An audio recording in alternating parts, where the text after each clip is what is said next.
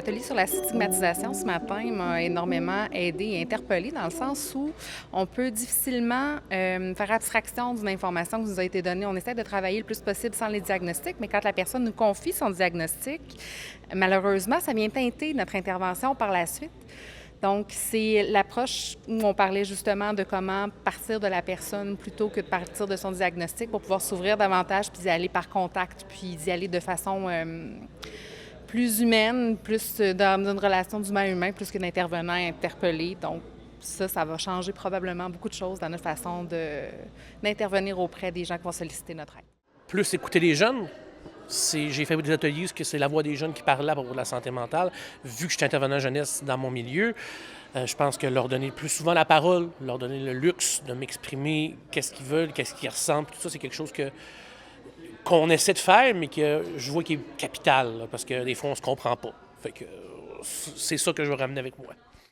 Je pense que je sors d'ici rempli d'espoir. J'ai fait plusieurs colloques, que ce soit à l'international ou dans la région de Québec ou autre. Puisque ce que je constate, c'est qu'ici, il y a beaucoup de parents aidants, beaucoup de gens avec qui j'ai pu échanger, qui pratiquent la paraidance, qui me donne beaucoup espoir en la suite des choses.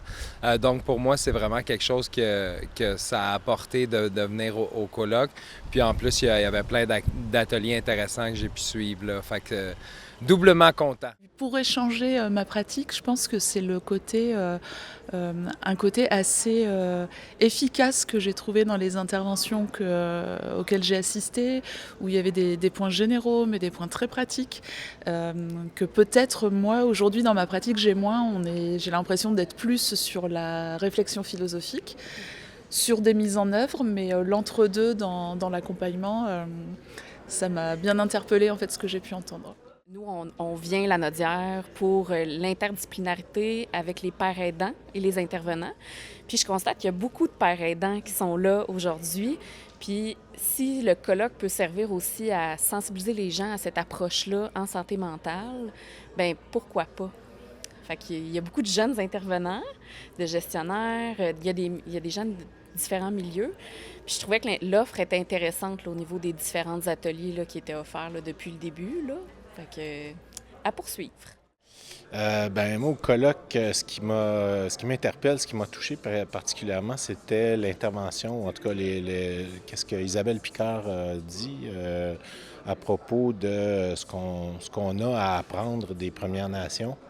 Je pense qu'il y a des pratiques ancestrales qu'on a non seulement éradiquées, voulu effacer, et desquels on devrait vraiment apprendre beaucoup de choses. Donc voilà, c'est ça qui m'a interpellé. Dès le départ, après la fameuse prestation de Marie-Denise Pelletier, la présence du chef de police de Montréal et de Longueuil, qui est arrivé avec un plan d'intervention où il a inclus tous ses employés, la plupart des employés, à savoir comment on peut être inclusif avec une équipe de travail, à savoir comment se sentir par rapport avec qui on intervient, aller dans les familles, vivre les problématiques. Moi, ça m'a donné énormément d'espoir de ne pas me sentir seule à intervenir dans la vie des gens concernant leur santé mentale. Ça m'a donné de l'espoir aussi en tant qu'experte en vécu expérientiel, que je suis pas seule à comprendre la problématique et à intervenir dans la problématique et surtout à épouser la cause de la santé mentale. J'ai senti une espèce de mise en dialogue des participants au colloque, surtout sur la question du logement. C'est une question qui m'interpelle, ce déterminant de la santé qui est important. Puis j'ai l'impression qu'il y a une sensibilité plus collective sur les solutions à apporter. Et je pense que c'est inspirant et ça va nous inspirer également dans la suite des choses par rapport à comment agir, comment interpeller, comment travailler en intersectorialité, puis travailler en partenariat avec les gens qui ont à peu près la même vision que nous. C'est la place des médiateurs de santé père, des pères aidants, qu'on doit leur donner et qu'en France, on ne leur donne pas encore assez, c'est-à-dire de participer à tous les niveaux aux décisions qui doivent être prises, les concernant, mais aussi au niveau de la société, en fait.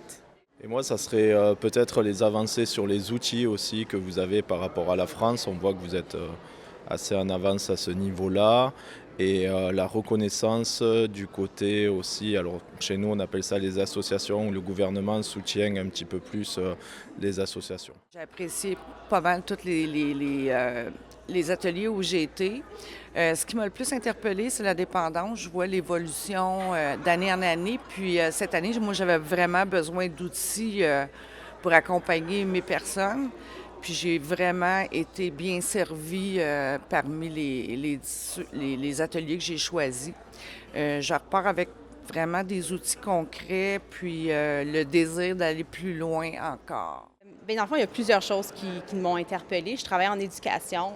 Nous autres, on travaille vraiment avec la base de la clientèle. On construit la fondation pour pouvoir comme s'assurer qu'on les apporte à devenir des gens qui peuvent s'épanouir dans la société. Donc, j'ai été capable vraiment de retenir plusieurs choses, dans le fond, dans chaque colloque, même si ce n'était pas en lien avec l'éducation, parce que, dans le fond, mais c'est ça, c'est notre clientèle principale est tellement variée. Donc, j'ai vraiment apprécié. Puis, mes collègues et moi, on en parlait, puis on est intéressés de revenir aussi dans le futur. C'est très, très, très, très super. Ouais. Ce qui m'a beaucoup impressionné, c'est tous les différents acteurs qui sont présents et qui ont différentes provenances et parcours de vie. Alors, vraiment, cette fois-ci, dans ma pratique, je comprends l'importance d'être unis puis de travailler ensemble. Une chose qui m'a interpellé au colloque, c'est votre loi P38. C'est vrai qu'elle m'a beaucoup choqué, je trouve. Après, dans le changement des pratiques, il y a plein de petites choses que vous avez mis en place, comme les lignes téléphoniques ou des petits gadgets anti-stress, le coffre à voix, l'application. Il y a plein de choses très intéressantes, très spécifiques, qui vont m'aider. Tout! Les entendeurs de voix, la stigmatisation. Moi, dans ma pratique infirmière depuis plus de 30 ans, j'aurais aimé pouvoir avoir toutes ces informations-là bien avant, malgré que je les mettais déjà beaucoup en pratique. Mais la stigmatisation, là, va falloir il y a des choses qui changent. Je suis d'accord avec ma collègue, moi aussi, je dirais tout. Puis vraiment, les groupes de partage, ça fait longtemps qu'on en discute, ça fait longtemps qu'on dit que c'est important de donner le droit de parole aux gens, d'être capable de pouvoir leur permettre de nous expliquer, puis qu'on travaille ensemble aussi également. Puis on repart avec plein de nouvelles idées, là. C'est vraiment... Très belles idées. Vraiment.